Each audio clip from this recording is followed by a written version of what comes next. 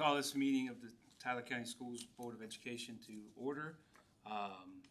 Tyler County Schools mission statement. The mission of Tyler County Schools is to provide a student-centered learning opportunity that ensures all students will learn to their potential and master the skills, ethical behaviors, and attitudes needed to be successful citizens in the 21st century economy. Call to order. At this time, I'd like everyone to stand for a moment of silence and the pledge.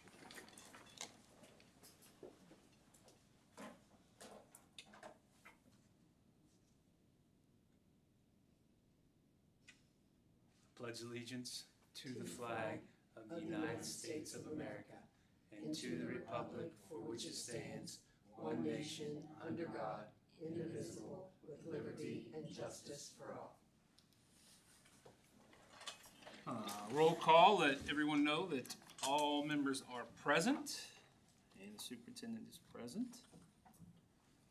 At this time, we will have our oath of office for our two returning board members and new member. Okay. Roberts. I'm just going to read this if you guys are ready to write down. I, Katrina Byers, Chad Dill, and Scott Strode do solemnly swear that I will support the Constitution of the United States and the Constitution of this state, and that I will faithfully discharge the duties of my office as Board of Education member to the best of my skill and judgment, so help me God. I do. Do we repeat the whole thing? Yeah. Okay. I, Katrina Byers, do solemnly swear that I will support the Constitution of the United States and the Constitution of this state, and that I will faithfully discharge the duties of my office as Board of Education member to the best of my skill and judgment, so help me God. I, Chad Dill, do solemnly swear that I will support the Constitution of the United States and the Constitution of this state, and that I will faithfully discharge the duties of my office as Board of Education member to the best of my skill and judgment, so help me God. I, Scott Strode, do solemnly swear that I will support the Constitution of the United States and the Constitution of this state, and that I will faithfully discharge the duties of my office as Board of Education member to the best of my skill and judgment, so help me God. You can just sign that, give it to me after the meeting. Okay. Thank you all. Welcome, Trad. Thank you. Yes, welcome. Thank you. All right, at this time, we will have election of officers. And I did get clarification from the state that you guys will elect those members. Do I have a nomination for president? I'll nominate Katrina. I'll second it. Anyone else? All right, it's been moved and seconded. All those in favor signify by saying aye. Aye. Those opposed? It's now your baby for the rest of the elections. Okay, do I have nominations for vice president? I'll nominate Scott Strode. You've been here a while. Are there any nominations for vice president? Okay, if not, will you accept the vice president's? I will. Thank you. Okay, next in order of business is the appointment by me to the committees listed. I have chosen to put Diana Stender on the Extension Service Committee. I'm going to do the MOVTI Council. Trad Dill will, if he's will, be on the Middleburn Library Board, and Andy Shreves on the Sistersville Library Board. I would like to know if I could stay with the Middleburn Library Board, because I've worked with them and I'm used to it, and I've enjoyed it, and I'd like to stay there. I would like for everybody to get a chance to try all the committees, and that way you know more about all the services that are available. So this is the appointments I would like to make. Well, then I'll let Scott go ahead and do one and not do one this year. I can do that. I've done the library board. Would you Library mind board. doing the extension service? Yeah, I'll do that. Thank you.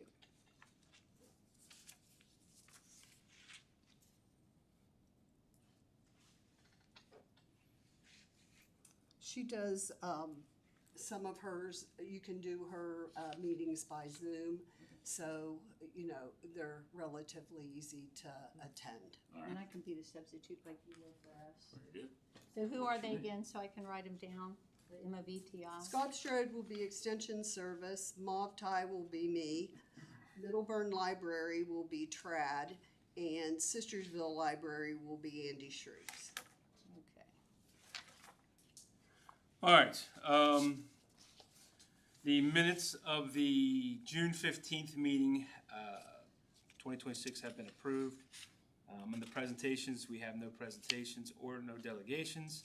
Under communications in your packets was the second semester faculty senate forums. Under superintendent's report, I just have a few things I'd like to go over with everyone. First off, we had a retreat, a superintendent's retreat, and then a county office retreat, and we got a lot of things accomplished. We were able to put together a year-long calendar of events like testing and all those things, so that principals and administrative staff could have those. And then we also put together another calendar that looks at everything like due dates for things. And I'm at this point I'm having Maggie Fisher put it in teams, and then you guys will be privy to that information. So you'll know when testing's going to be. You'll know when we have things coming up. So I'll make you guys active members of that teams page. We did celebrate America's 250. We had there was a parade in town Saturday. It was super hot. The county office employees did walk with our truck, and we handed out America 250 coloring books for those of you who are watching. And they were a big hit. So I would welcome you all to come Saturday the 12th. Is that correct? 11th will be Saturday, right? So it's the 12th, whatever Sistersville's Park Day is. I think it's the 12th. We're going to go down about 5 o'clock and walk through the park and hand out. We have more coloring books for kids. So if you guys want to come, I'll make sure that I remind you. You guys are more than welcome to join us to pass out coloring books that day. The kids seem to really like it.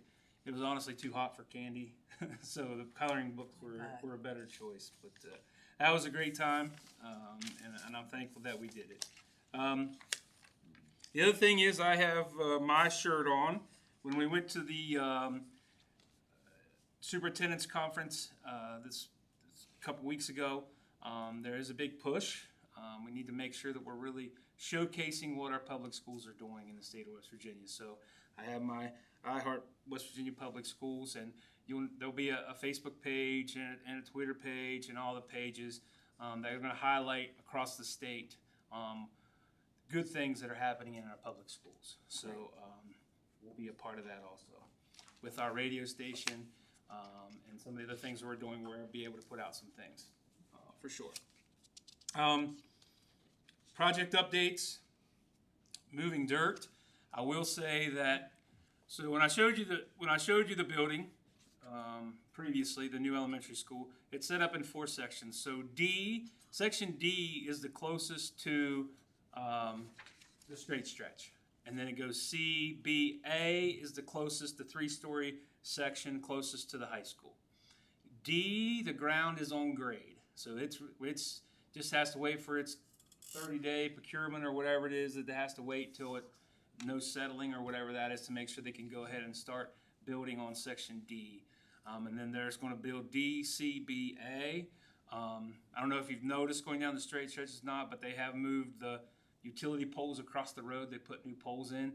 So as soon as they come back and move those, we can start the work for the bridge and the area to cross there. So it has been challenging. The weather's been challenging. I mean, it keeps pouring the rain down, and when it pours the rain down, I don't understand at all, but they talk about having lifts of dirt, and they're only able to get like 1 lift a day, where they'd like to get 2 or 3. So nothing to be concerned about yet, I don't think, in the scheme of the whole project, because they seem to feel good about it. But you'll see a lot of block and retaining wall materials coming in very soon. They'll start those retaining walls, and then they'll start, as soon as it passes compaction, they'll start footers and steel work and all that stuff. So you'll see a lot of progress between now and September.